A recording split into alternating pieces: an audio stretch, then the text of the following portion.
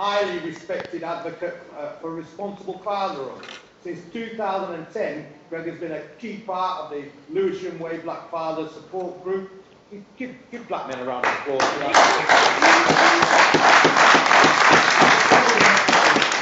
We're working in a pivotal role amplifying the group's work as the online social media strategist. Greg's passion, and I know this because I've known him now for the last 2 years, for empowering fathers to navigate the legal system, maintain parental relationships, comes from his own struggle, spending 7 years fighting for and ultimately losing a court battle for the visitation with his own 2 sons. Greg has been a prolific commentator on his own experience and challenges of fatherhood in general, writing for various online publications and newspapers in the United Kingdom and the United States. The relationships he has created through his work at Father Support Group and his commitment to these issues has enabled him to continue this work for black men in the community and other family and community cohesion orientated organisations. So one more round of applause, please.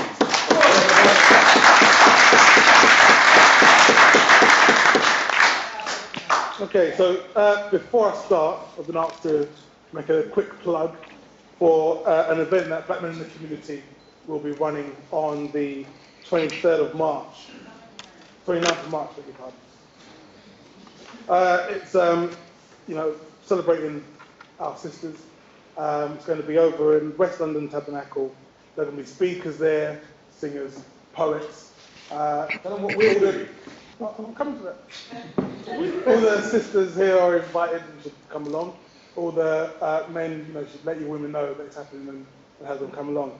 There will be a few men in the room, myself, Lee, a couple of others will be putting on our aprons, and we'll be serving and just I'm just doing that. All right, so we're just going to be there as part of like serving our sisters. So,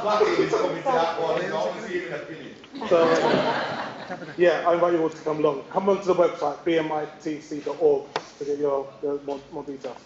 So let's move on.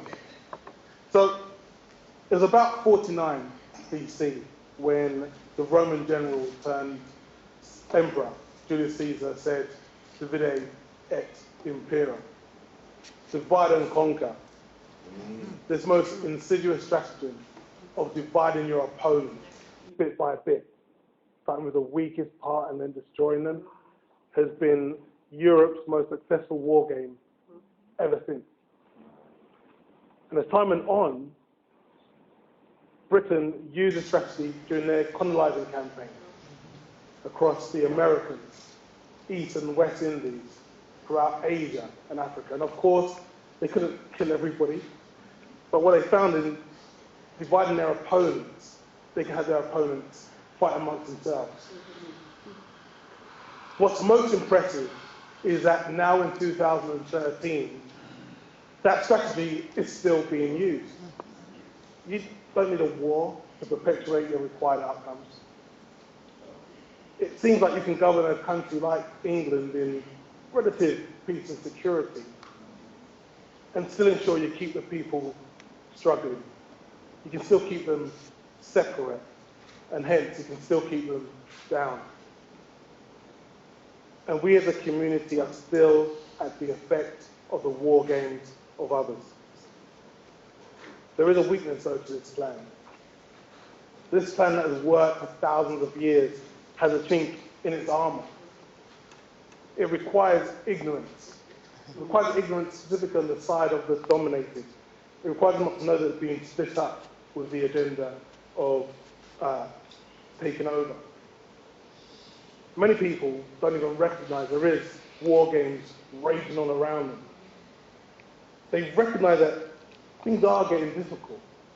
You know, you can't even trust people that look like you anymore. They see this. They feel that actually life here could be better than back home. We've heard that today. But going back in time again, not so far this time, back to the 1940s, after the Second World War, at the time the Caribbean was seen as an emerging market. Thanks to a buoyant banana export trade, the Jamaica dollar back then was stronger than the British pound. And despite poverty in the region, education was the word of the day and the future was bright. But the United Kingdom's interest was in keeping the status quo. They were not comfortable with the Caribbean islands having more financial clout than them. They were not comfortable with parts of the empire being more educated in the UK. So the Vide ex Imperium, out of the blue, and never heard of before, tropical disease hits nowhere but the Jamaican banana crop, decimating the local economy. And just a few years later, the Windrush and ships from across the Caribbean divided the most educated men and women from across the Caribbean, creating a massive brain drain. Now, once here, those pioneers found it difficult to find good work, somewhere to live, but they stood yet united. And there was this series of racist agendas. We've heard about SUS. There were signs like no Irish, no dogs, and no blacks. And we saw the black pound over here as well being destroyed. And men no longer able to feel the pride and the self-worth of seeing their wives and their children eat because of the work they put in, found pride in more destructive areas. Family destruction became rife. Then out of the blue, a brand new drug appeared, but only in areas where there was a larger black population. In my opinion, crack was another tool of divide and conquer. And it, along with poverty, violence, and dysfunction, has slowly but surely worn us down as a people. Even if you're one of the highest paid people in the world, in the country, if you're black, you can still be racially abused. On the 22nd of October, a goalkeeper was pushed in the face by a member of the opposing team's fans. And 3 days later, that guy was in prison. The October before that, in 2011, John Terry racially abused Anton Ferdinand. It is still against the law. And yet, he continues being a captain for his team and playing for his country. This situation is totally unacceptable, and this is why we must get involved. Many organisations, like the Black Lawyers Association, like the Black Police Association, the Black Father Support Group, they unite around a title or a description. But what we see here is bigger than all of that, because what is required now is a new conversation, and a new conversation taking place. Today, we've heard the words unity, conversation, collection, and my favourite word, Ubuntu. I am because we are. You hear these types of words tonight because everybody on this esteemed panel knows that the flip side to divide and conquer is unite and overcome. If you have them in, I invite you tonight to stop and take out the contact lenses that the government, your media, the NHS and your state-run education gave you. If you have it on, I urge you tonight to turn off the stereo you have running in your mind, WII-FM. WII-FM stands for What's in it for me? And take a look around this great hall with your God-given eyes, because tonight you've heard from people who are genuine, who are committed to seeing all of us and all our families unite and overcome.